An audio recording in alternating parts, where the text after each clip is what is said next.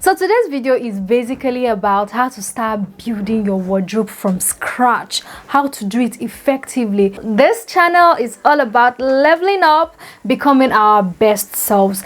And one way to level up is through your looks. We believe in brains and looks, okay?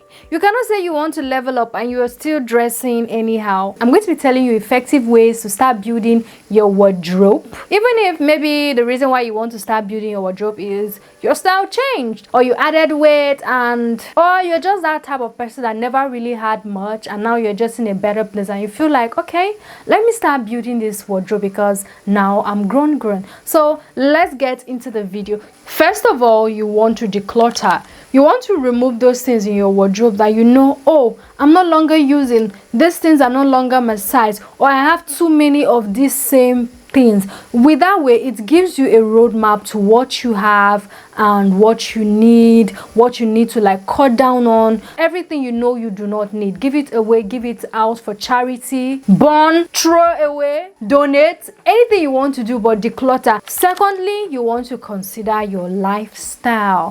What is my lifestyle? Am I a 9 to 5? That means when you want to buy your new clothes, you're going to be buying more of 9 to 5 clothes. You're going to be buying more of official clothes. If you're a gym girly, it means that most of your clothes will have to be a certain type. So you have to consider your lifestyle. Thirdly, you want to consider your climate. Where I am, I'm actually in Nigeria. Nigeria is pretty hot, so which means most of my clothes would not be thick. They'll be lightweight. And then maybe if you're somewhere that snows or the weather is really cold, you're going to be needing more of thick clothes. So you have to consider your climate when buying clothes, or you have to even consider the season. Are we in summer? So maybe you want to buy more of summer pieces, or generally just consider your climate. I'm in Nigeria, my climate is mostly hot. It makes sense I buy things of lightweight. I cannot be in Nigeria and then I'm buying winter jackets. I will look like I'm crazy. So you're going to consider your climate. At number 4, you want to consider your color palette. What is color palette? What are those colors that you're drawn to? Are you more of a colorful person, or are you more of the neutrals, the black, the white, the brown, or you're more of the red, the orange, the blue, the purple? Or are you in between, just like me? I love my neutrals, but then I also still like pop of color. So you have to decide, what are you? Are you here, yeah, or you're here?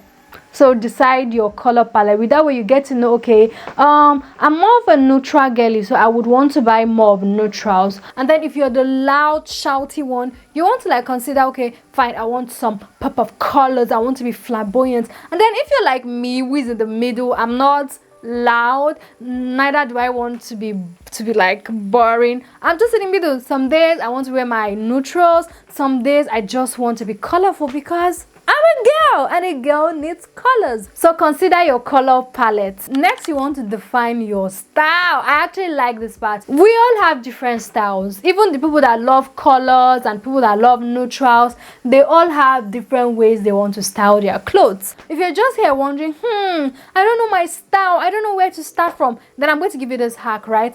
Go on Pinterest. I know like almost every girl have Pinterest. You have those things, those clothes you see on people and you be like, oh my God, I like it.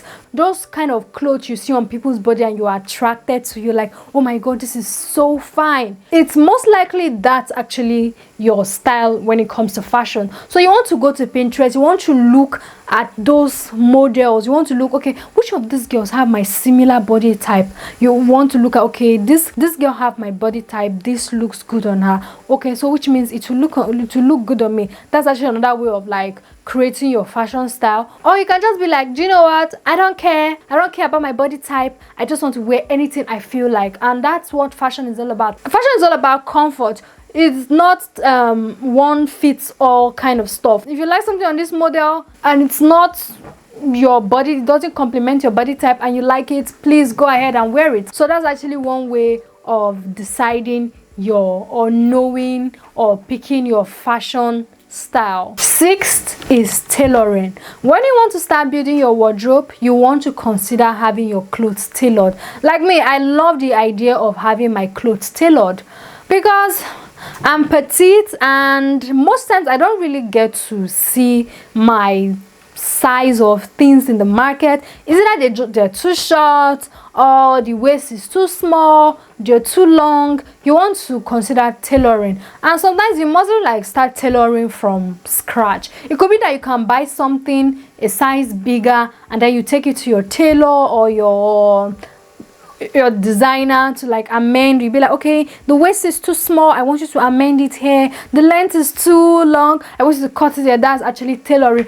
Or you can just go the old-fashioned way of going to the market, sourcing the fabric, showing the tailor the design. This is what I want, sweet. For me, tailoring is quality over quantity. When I was younger, I would rather like maybe use maybe 5,000 naira to buy maybe clothes of maybe 1,000 like 5, and just be like, oh my god, I have plenty clothes. But right now I'm just in that place where I'm like, it's always quality over quantity. I do not mind using 20k to buy one dress as far as it's going to serve me a long time. It's good, and that's how it is. Because when you start buying cheap things, they don't last. You wear them 2 times, you wash it, and they faded, and then in course of 3 months you've discarded, you've bought another. And then if you now look at it in the long term, you just realize that you're even spending more when you buy cheaper than when you just take bulk of money and buy one good quality thing that you know that you can wear it, even still do hand me over, and that person you handed over can still hand it over to another person as long as they took care of that fabric. Always remember,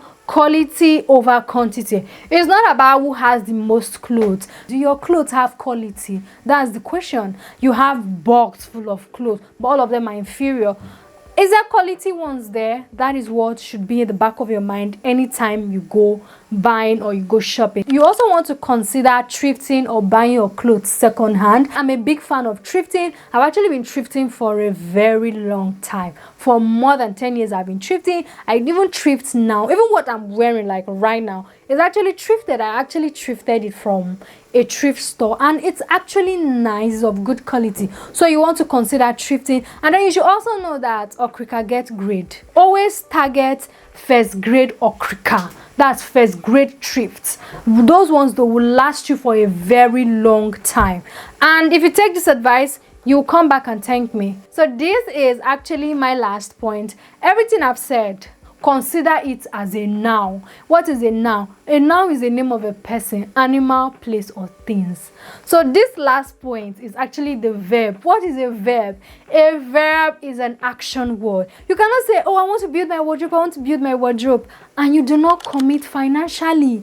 You have to commit financially. And one way is to consider your income. How much do I earn? How much am I willing to sacrifice to be able to build my wardrobe? You can be like, okay, fine, in a month I can spend 50k, and then you buy something, maybe you buy 2 items, 3 items worth 50k, and then you also want to look at building your wardrobe as compound interest. If you decide that, okay, this month I just want to buy 2 pieces of item and put in my wardrobe, and you do that consistently for 1 year, at the end of the year you realize that, oh my god, I have this much things. That's because you bought things. This month you bought 1 piece, another month you bought 3, another month you were able to buy 10, this month you're about to buy 20, like that. That's how to actually build your wardrobe. You don't have to have all the money at once to start building your wardrobe. You have to take baby step. This month, okay, I just want to buy 2 shirts, you buy. Next month I want to buy a skirt, you buy. Like that. So to round the whole point, you have to be committed financially, no matter how little it is,